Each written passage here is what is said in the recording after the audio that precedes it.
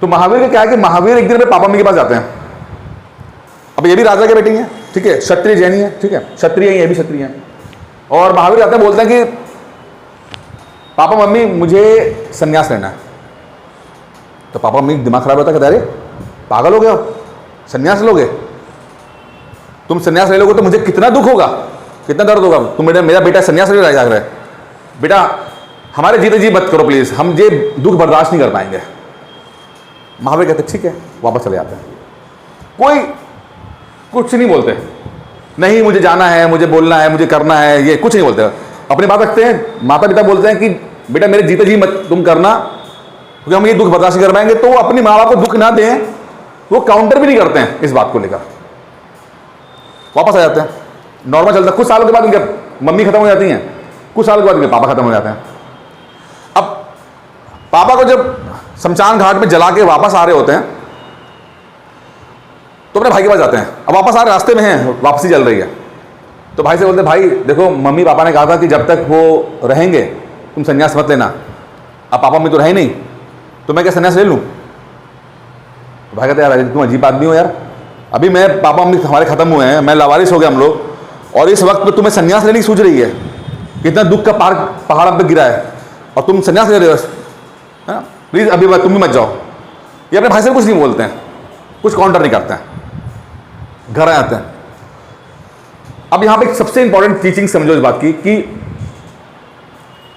किसी के विचारों को काउंटर करना भी अहिंसा फैलाना है। अहिंसा का मतलब सिर्फ किसी को मारना नहीं होता, समझा? आप अहिंसा की एक्सट्रीम लेवल पे जैन लेके जाएगा, जैनिज्म लेके जाएगा एक्सट्रीम लेवल पे कि वो अहिंसा चीज ही क्या है, समझना इस बात को। किसी को थप्पड़ मार देना, गाली दे देना, ये तो बहुत ही अलग चीज होगी, बहुत मोटा। लेकिन अहिंसा मतलब कि आप अगर मैं कुछ बोलूं और आप मुझे उसका विरोध करो, कि पापा ने बोला नहीं तुम्हें नहीं जाना, तो भी उसका विरोध नहीं करा, क्योंकि वो भी अहिंसा हिंसा हो जाती कि आपके विचारों को मैं काउंटर कर रहा हूं, हिंसा हो जाएगी, तो वो भी नहीं करना। अब भाई लोग आगे घर आ गए, घर आने के बाद अजीब सी एक सिचुएशन हो जाती है। होता क्या है, लोगों को लगने लगता है कि महावीर पता नहीं है कि नहीं है।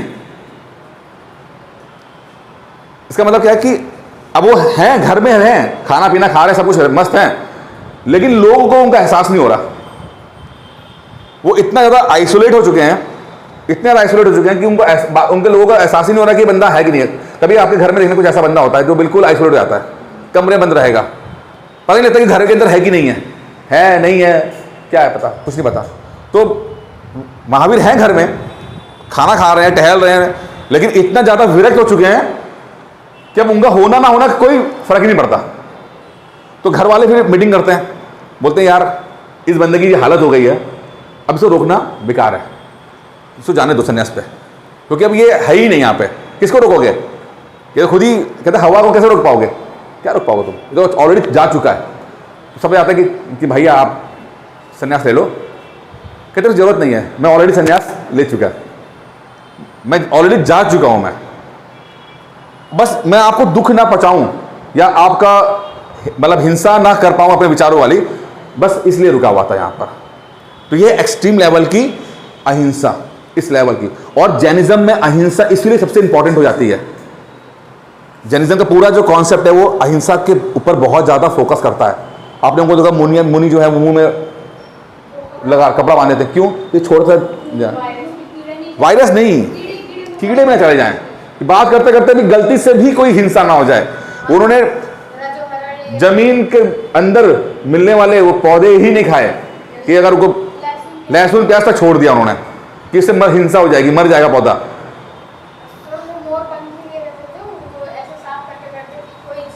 कोई जीव उनकी गलती से ना मर जाए। तो सिर्फ कौन सा नहीं, क्योंकि जब महावीर इतना ज्यादा अहिंसा रखते तो उनकी टीचिंग्स कितनी ज्यादा कितनी इंपॉर्टेंट है।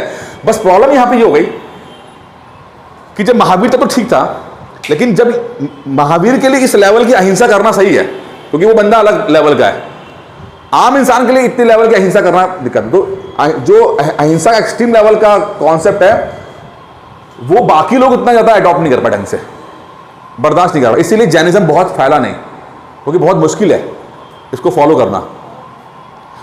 सबसे आसान काम है जागरण करना। जब भक्ति काल में आएंगे हम लोग, ताली बजा के जागरण करके म्यूजिक चल रहा है, डांस कर रहा है, माता माता माता में आसान काम है ना। ये मैं मजाक नहीं कर रहा, ये सीरियस है। मैंने आपको बता दिया एक बार कि 3 चरण हैं। पहले लोगों को लगा कि जिसके पास ज्ञान है भगवान उसको प्राप्त हो जाता है, जब अगर आप ज्ञान प्राप्त कर लोगे तो प्राप्त हो जाएगा। तो लोगों ने किताबें पढ़ना शुरू कर दी। अब किताबों में लिमिटेशन है भाई, कुछ ही लोग पढ़ सकते हैं, बाकी लोग पढ़ नहीं सकते, वो भी बहुत मुश्किल काम है। ज्ञान के माध्यम से ईश्वर को प्राप्त करना। फिर दूसरा, नहीं ज्ञान नहीं है, योग के माध्यम से हठ योग कर लिया, हाथ ऐसे ऊपर कर लिया, सालों साल हाथ ऊपर खड़े। आप कोई हठ योगी मिला लोगों को आपको आज तक? मैंने देखे 2 हठ योगी। एक ने, मैं गंगोत्री गया था, एक ने पिछले कई सालों से ऐसे हाथ ऊपर रखा हुआ है, उसका हाथ लकड़ी ऐसा बन गया है, हठ योगी। दूसरा बंदा निरंतर सूरज को देख रहा है, उसकी आंखें कीचड़ से भरी पड़ी हैं, हठ योगी। ये है हठ योग के माध्यम से ईश्वर को प्राप्त करना। तो ये भी प्रॉब्लम है भाई, ना पढ़ सकते हो, ना सब तो पढ़ भी नहीं सकते। ये हम यहां पर नहीं पढ़ पा रहे हैं तो समझो कि क्या पढ़ेंगे, ना हठ योग कर सकते हो। फिर तीसरा आया भक्ति योग, कि भैया ऐसा काम करते हैं, कुछ नहीं है, जहां कमरे में बैठे हैं वहीं पे माता माता कर लो, 2 ताली बजा लो, वो आसान काम है। और इसीलिए भक्ति ज्यादा चल गया, क्योंकि वो ईजी है। औरतों के लिए भी आसान है, ना घर छोड़ना है, ना किताब पढ़नी है, बच्चों को पालते पालते भी हम भक्ति कर सकते हैं। तो वो ईजी पड़ गया, इसीलिए पॉपुलर ज्यादा हो गया। इसीलिए वो संप्रदाय, आप देखो जितने भी पंडाल देखोगे वहां म्यूजिक चलता रहता है बढ़िया मस्त होके, वो ईजी है। पता है, प्रवचन देंगे बाउंस कर जाएगा, भाग जाएंगे ये लोग, इनको लाइट रखो, क्योंकि उनका लेवल नहीं आया वो समझ पाने के लिए।